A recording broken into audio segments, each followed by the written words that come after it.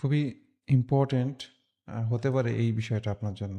So মনোযোগ দিয়ে দেখার চেষ্টা করেন। এখন আমি যেটা দেখাবো আরকি সেটা হচ্ছে আপনাকে যখন একটা ক্লায়েন্ট একটা ফাইল পাঠাচ্ছে বা আপনার রিপোর্টিং বস আপনাকে ফাইলটা পাঠাচ্ছে, সেক্ষেত্রে হইতে পারে যে আপনি আগের ভার্সনের সফটওয়্যার ইউজ করতেছেন, আপনার বস ভেরি আপডেট সফটওয়্যার ইউজ করতেছে। ভেরি আপডেট সফটওয়্যার আপনার পিসিতে এখন ইনস্টল দিতে গেলে আপনি অনেক হ্যাসেল ফিল করতে পারেন। যার কারণে আপনি আপডেট সফটওয়্যারে শিফট হচ্ছেন না। কিন্তু বস আপনাকে যে কাজটা দিছে সেই কাজটা তো আপনাকে করতে হবে। তো এই ক্ষেত্রে আপনি ডিরেক্ট যদি বসের কাছ থেকে ফাইলটা নেন, তাহলে ফাইলটা ওপেন করতে পারবেন না। এটাই স্বাভাবিক। সফটওয়্যারের গাইডলাইন যেটা বলা আছে আরকি। বাট আপনি যদি একটু সিস্টেমে বলেন যে, "বস আপনি আমাকে এটা প্যারাসলিড ফাইল আকারে দেন।" তাহলে আপনি আ ওই কাজটা কিভাবে মডিফাই করা যায়, সেই অবস্থাতে তৈরি হবে। মানে আমরা যখন মানে কোনো একটা ডিজাইন নিয়ে কাজ করি, সেই ডিজাইনটার একটা স্টেপ থাকে। ১ম স্টেপে এক্সট্রুড করছি, স্কেচ করছি, তারপরে এক্সট্রুড করলাম, তারপরে কোথাও এক্সট্রুড কাট করছি। মানে 3D মডেলিং করার জন্য যত টুলস আছে সেই টুলসগুলোকে এপ্লাই করতাম। তাই না? এখন বস কোন মেথডে করছে এটা আপনার জানার দরকার নাই। আপনাকে বলা হচ্ছে যে মডেলটাকে একটু মডিফাই করে দেন। হয়তোবা লেনটাকে বাড়াইতে হবে, রেডিয়াসটাকে বাড়াইতে হবে বা কমাইতে হবে, এরকম কিছু। তো নরমালি ডিরেক্ট এডিটিং টুলস দিয়ে তো আমরা মডিফাই করতে পারি। সেটা আপনাদের ক্লাসে দেখানো হয়েছে। বাট আমরা এখন একটু অ্যাডভান্স একটা বিষয় জানবো, যেটার মাধ্যমে এই মডেলটাকে মডিফাই করা যায়। মডেলটার মধ্যে দেখা গেছে আমি এটা যদি ক্লিক করি, তাহলে আমার কাছে যেটা দেখা যাচ্ছে সেটা হচ্ছে একটা ইম্পোর্টেড ফাইল। মানে জাস্ট ইম্পোর্ট করা হয়েছে। সো এইখানে কিন্তু স্টেপগুলো রেকর্ড করা নাই। একটা স্টেপ রেকর্ড করা আছে যে কাট করার স্টেপটা। কাট করার স্টেপটা রেকর্ড আছে। আপনি চাইলে এই ডায়ামিটারটাকে কমাইতে পারবেন, বাড়াইতে পারবেন। এখন দ্রুত মডিফাই হবে। বাট আপনার পুরো মডেলটা, এই পুরো মডেলটা এখন মডিফাই করা প্রয়োজন। মনে করেন লেন্থটা বাড়াবেন। তো সেক্ষেত্রে আমরা কি করব? মডেলটাকে এইখানে ক্লিক করে ওপেন দিব। ওপেন দিলে ২০২০ বা ২১ থেকে শুরু হয়েছে এই রিকগনিশন ফিচার্সটা। আপনি এইখানে এইখানে আসার পরে ইয়েস দিবেন। যদি মডিফাই করার প্রয়োজন না হয়, জাস্ট আপনি ভিউ করবেন বা ওই অবস্থা থেকে কাজ শুরু করবেন, সেক্ষেত্রে নো দিবেন। বাট আপনার যদি মনে হয় যে স্টেপ বাই স্টেপ কিভাবে আসলে এই মডেলটা তৈরি হয় সফটওয়্যারে, সেটা আমি একটু দেখব। তো সেই ক্ষেত্রে আপনি ইয়েস দিবেন। ইয়েস দেওয়ার পর এখানে যে অপশনগুলো আসবে এগুলো টিক চিহ্ন দিবেন, যেটা প্রয়োজন নয় সেটা স্কিপ করতে পারেন। দেন এখান থেকে ওকে দিলেন। তাহলে সফটওয়্যার দ্রুত রেকগনিশন করতেছে যে এই মডেলটা তৈরি হতে কিভাবে হবে। ঠিক আছে? আমি আপাতত এই প্লেনটাকে অফ করে দিলাম। এখন দেখেন আমার কাছে বেশ কিছু স্টেপ আছে। আপনার বস যেভাবে এটা ডিজাইন করছে হুবহুব সেম থাকবে না। বেস্ট মেথডে এটা আপনার কাছে শো হবে। বেস্ট মেথডে যে এই মডেলটা তৈরি করার জন্য বেস্ট কিভাবে তৈরি করা যায়। হয়তোবা তিনি আরও কমপ্লেক্সভাবে করতে পারে বা অনেক অ্যাডভান্সভাবে করতে পারে। সবকিছু আপনি পাবেন না। বাট এই মডেলটা সেম যদি তৈরি করার প্রয়োজন হয়, সেই ক্ষেত্রে এই স্টেপগুলো ফলো করলেই এই মডেলটা তৈরি হচ্ছে। ওকে? সো এখন আপনার কাছে মনে হচ্ছে এই জায়গায় যে অ্যাঙ্গেলটা আছে ড্রাফটটা, এই ড্রাফটটা আমার একটু পরিবর্তন করার দরকার। অ্যাঙ্গেলটা একটু চেঞ্জ করতে চাই। তাহলে এই পাশের ড্রাফটটা কোনটা? এইটা। এটাতে ক্লিক করেন এবং এইখানে দেখেন ৫৮ ডিগ্রি আছে, আপনি ৬৫ ডিগ্রি দিয়ে দেন। 65। তাহলে দেখেন দুটোর মধ্যে একটা পরিবর্তন একটু হলেও আছে। যেমন এইটার লেন্থ আমরা দেখতে পাচ্ছি 10.6, আর এইটার লেন্থ আমরা দেখতে পাচ্ছি 8.9। আমরা যদি ফ্রন্ট ভিউ দেখি, তাহলে একটু হলেও আমরা অনুভব করতেছি যে অ্যাঙ্গেল চেঞ্জ হয়েছে। সো এইটার অ্যাঙ্গেল হয়তো আবার চেঞ্জ হবে। এটা 65, এটাও আমরা 65 করে দিই।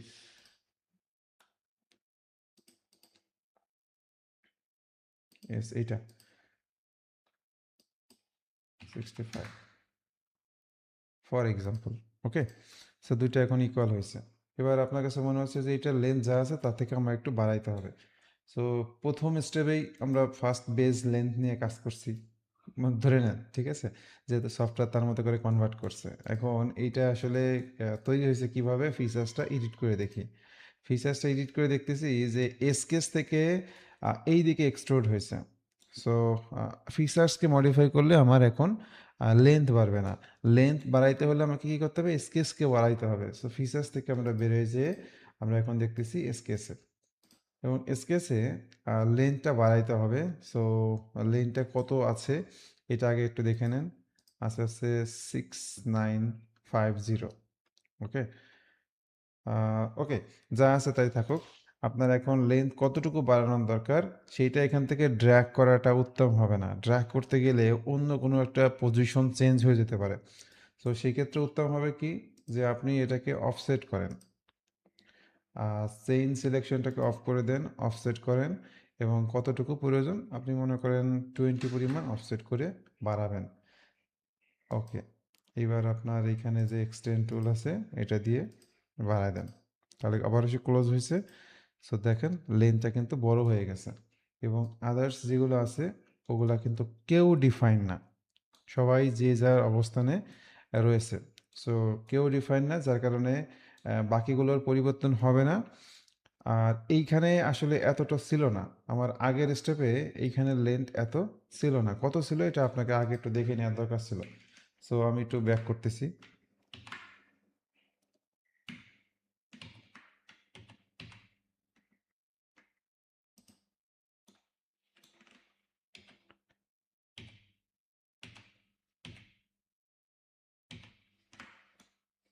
ওকে, সো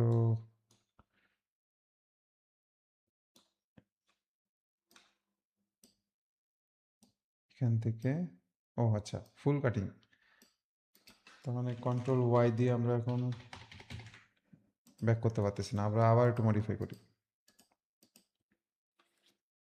যেহেতু আমার এই সাইডটাকে বাড়াইতে হবে, সো ড্র্যাগ করলেও হবে, ড্র্যাগ করলে হবে না এমন না। এই লাইনগুলোকে ফিক্সড করে দেন, এটাকে ফিক্সড করে দেন, এটাকে ফিক্সড, এটাকে ফিক্সড। তাহলে এরা তিনজনের পরিবর্তন হবে না, শুধু এই লাইনটা জাস্ট ড্র্যাগ করতেছেন। ওকে, সো কতটুকু ড্র্যাগ করতেছেন সেটাও একটা ফ্যাক্ট। যেমন এখন কত আছে, 69.5, এর সাথে প্লাস আমরা 20 করে দেবো।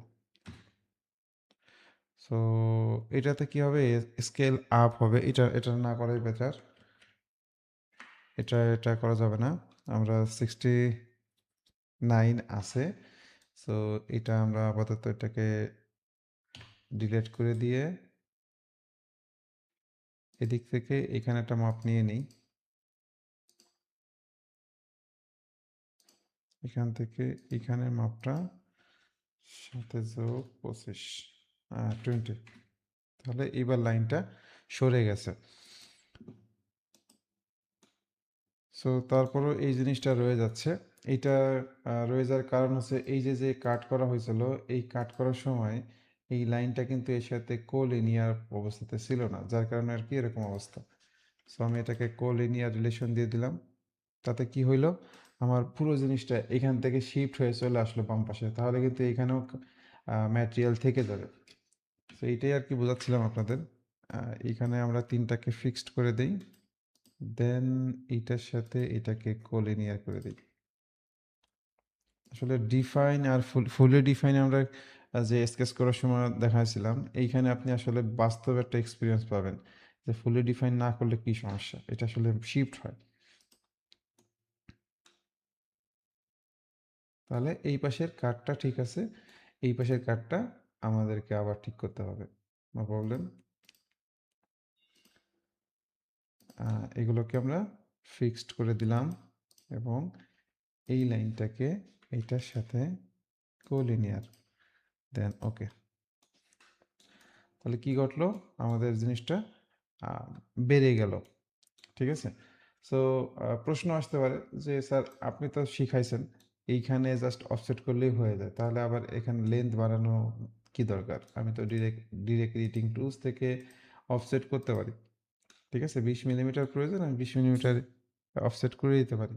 হ্যাঁ, এটা তো আপনি পারেন, বাট নতুন একটা জিনিস জানলেন আর কি, যে আপনার ওই মডেলটা হঠাৎ করে যদি মডিফাই করার প্রয়োজন হয় বা র ফাইল প্রয়োজন হয়, র ফাইল থাকলে কি হয়, সব জায়গায় মানে যেরকম মন চায় সেরকম কিছু করা যায়। ডিরেক্ট এডিটিং টুলস দিয়ে যে আপনি সব করতে পারবেন এমন না, কিছু কিছু জায়গায় আছে আপনি করতে পারবেন কিন্তু কমপ্লেক্স ওয়েতে করতে হবে। সো এই ফাইল যদি থাকে তাহলে ফাইলকে আমরা মডিফাই করে নিলে আমাদের কাজটা মোটামুটি ইজিলি হয়ে যায়।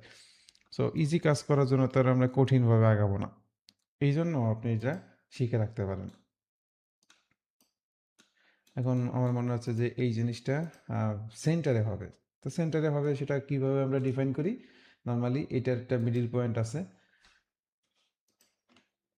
এটার একটা মিডিল পয়েন্ট, এটার সাথে আমরা এটাকে মিডিলে নিয়ে গেলাম। আর এটা ডায়ামিটার যা আছে তাই থাকবে, ডায়ামিটারটা আমরা চেঞ্জ করবো না। তাহলে দেখেন এখন কিন্তু মিডিলে হয়েছে।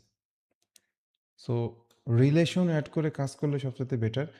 তাহলে আপনার মডেলের হাইট যতই বাড়ুক না কেন এই অবজেক্টটা মিডিলেই থাকবে। যেমন আমি এখন আরেকটু বাড়ায় দেখি যে কীরকম হয়েছিল। এখানে আছে কত 45, আমি এখানে 60 করে দিই।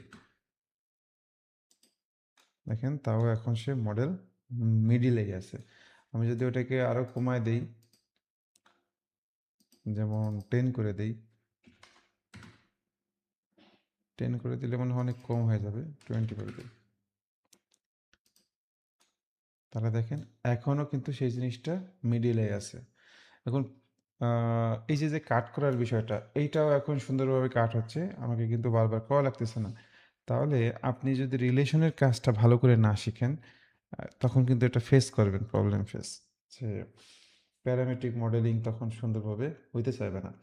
আবার দেখেন এইখানে এই মডেলটা এক্সট্রুড হয়েছে, বাট এইখানে ফাঁকা হয়ে রয়েছে, এরকম তো হওয়ার কথা না। এই মডেলটা এখানে এটির সাথে থাকার কথা। তো আমরা দেখি এই মডেলটা কোথা থেকে তৈরি হয়েছে, রিভলভ বস বেসের মাধ্যমে তৈরি হয়েছে। সো রিভলভ বস বেসের এই লাইনটা যদি আমার এই লাইনের সাথে কোলিনিয়ার থাকতো, তাহলে ফেস আগালে এটাও আগাবে, ফেস পিছাইলে এইটাও পিছাবে। ঠিক আছে? সো এই জন্য আমাদেরকে আগে কী করতে হবে, ডাইমেনশন দিতে হবে অবশ্যই, 5, 2.5 অ্যান্ড অবশ্যই এটা ইকুয়াল, এটা ইকুয়াল, এবং এটা পারপেন্ডিকুলার, যা আছে তাই রিলেশনগুলো আমি দিয়ে নিলাম আর কি। এখন এইটার যে সেন্টার পয়েন্ট সেটা কোথায় আছে, আর এই পয়েন্টটা দুইটাকে আমরা মিডিল করে দেব। এবার দেখেন আমার মডেলটা সুন্দরভাবে ফিট হয়ে গেছে, মিডিলেই ফিট হয়েছে। সো আমি যদি এখন লেন্থ বাড়াই, তাহলে এ কিন্তু ডানে বামে যাবে না, কারণ এই লেন্থের যেই অবস্থা আছে সেই অবস্থার মিডিলে থাকবে। ফর এক্সাম্পল আমি ডান দিকে বাড়াবো, বাম দিকে বাড়াবো না, ডান দিকে বাড়াবো, বাম দিকে বাড়াবো না, সেই ক্ষেত্রে মডেলটা কিন্তু মিডিলেই থাকবে।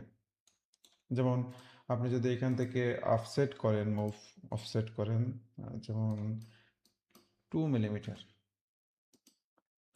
2 মিলিমিটার অফসেট করেন, তাহলে এই যে পোর্শনগুলো আছে,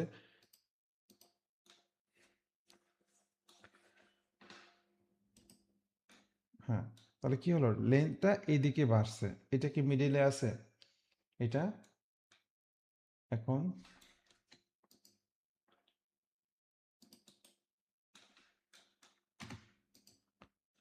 আমরা এটাকে একটু কনভার্ট করে নেই চেক করার জন্য। দেখেন এখান থেকে এটা এটা এটা আছে কত, 18, আর এটা আছে 16। তার মানে আপনি যতটুকু অফসেট করছেন আপনার ফেসটা ততটুকুই সরে আসছে, সেন্টার থেকে কিন্তু সরে আসে নাই। এখন আমি যদি অফসেট না করে অন্য কাজ করতাম, যেমন এটা করে নেই, মনে করেন আমার এই মডেলটার 3Dটাকে আমি চেঞ্জ করতেছি, এই যে লেনটা আছে সেই লেনটাকে আমি চেঞ্জ করতে চাচ্ছি। এটা ফিক্সড আছে, ফিক্সড ডিলিট করে দিলাম। এখন এটার লেন্থ আমি যদি 60 করে দেই, তাহলে তো সমস্যা হয়, কারণ ডিফাইন নাই। একটা বড় সমস্যা হচ্ছে ডিফাইন নাই। এই সেন্টার লাইনটাকে এই সেন্টার লাইনে নিয়ে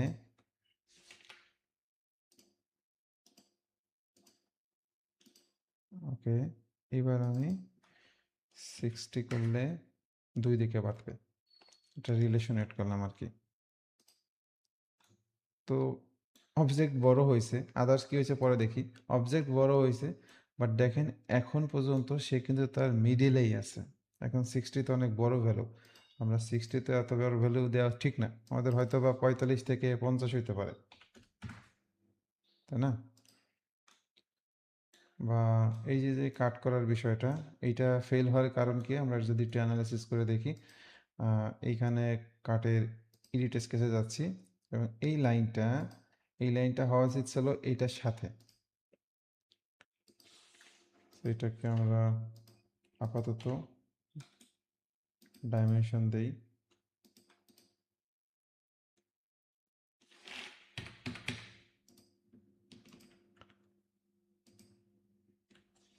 অ্যান্ড ওকে। দেখেন রিলেশন কত ইম্পর্ট্যান্ট, যদি রিলেশন না দেন তাহলে এই যে যেই বিষয়গুলো আছে পরবর্তীতে ফেল করে, এটাও আমরা একটু ঠিক করে নেই।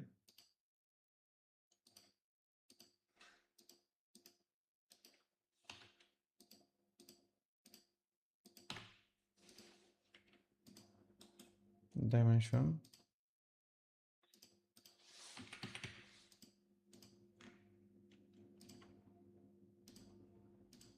And okay.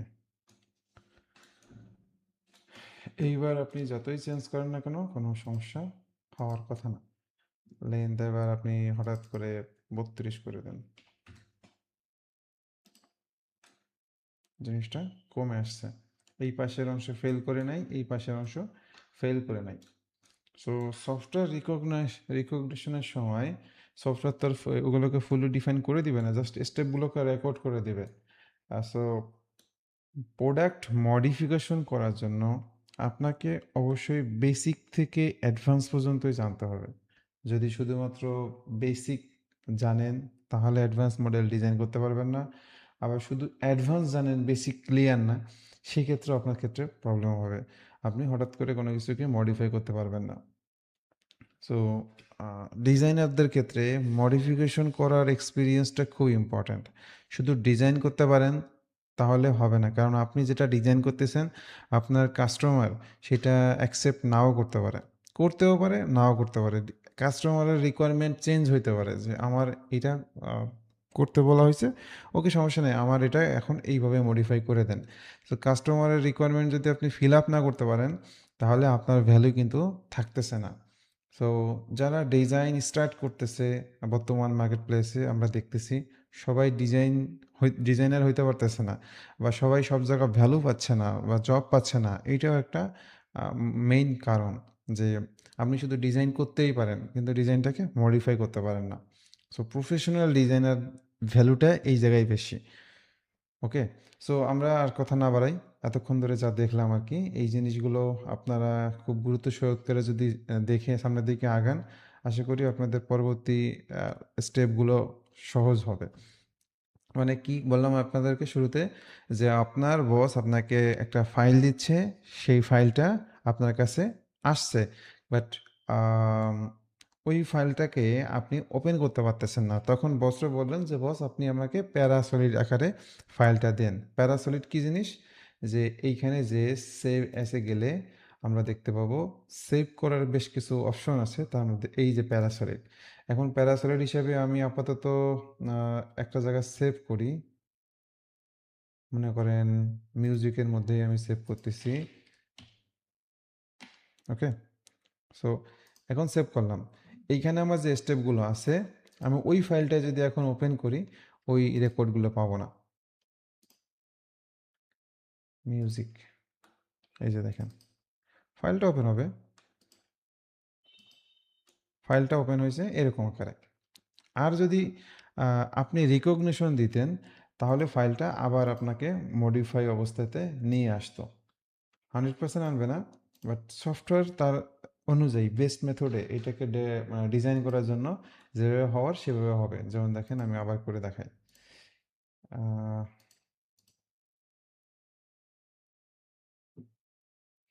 এটা, ইয়েস।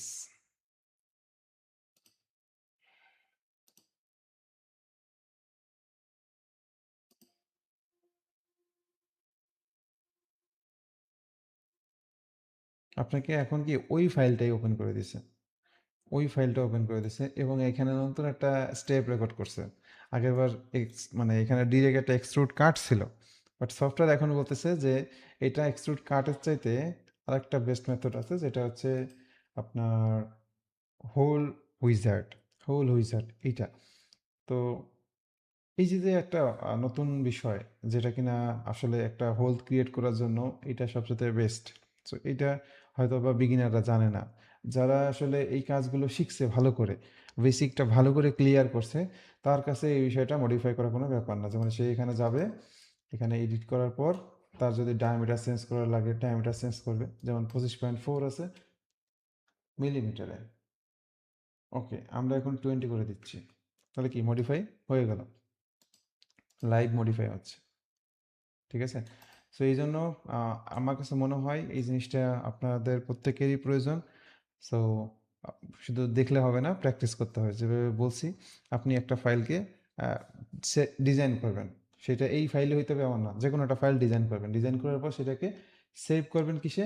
প্যারাসলিডে। প্যারাসলিডে সেভ করার পর আপনি ওই ফাইলটাকে আবার আমার মতো করে ওপেন করবেন। ওপেন করে রিকগনিশন করবেন।